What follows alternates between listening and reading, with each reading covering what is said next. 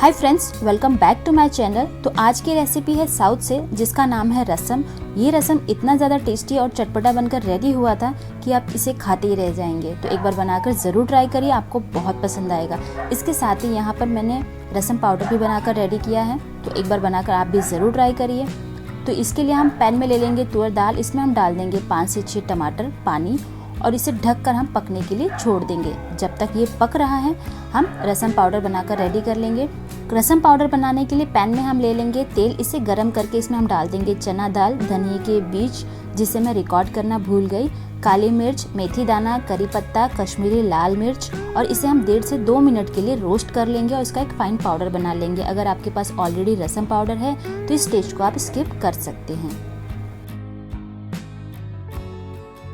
15 से 17 मिनट में आसानी से दाल भी अच्छी तरह से गल जाएगा, आप देख सकते हैं। फिर इसे हम मैशर की हेल्प से और अच्छी तरह से मैश कर लेंगे।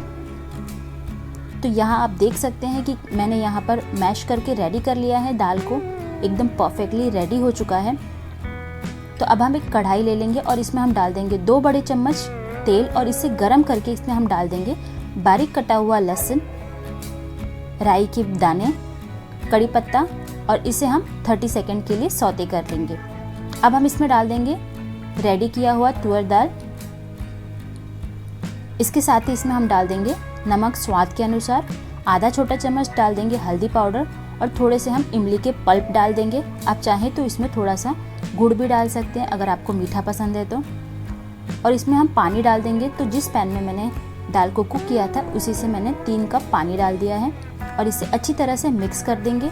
अभी हम इसमें रसम पाउडर डालेंगे। तो इसके लिए दाल को थोड़ा सा बॉईल होने का वेट करेंगे, और जैसे इसमें बॉईल आने लगे इसमें हम 1.5 से 2 चम्मच रसम पाउडर डाल देंगे।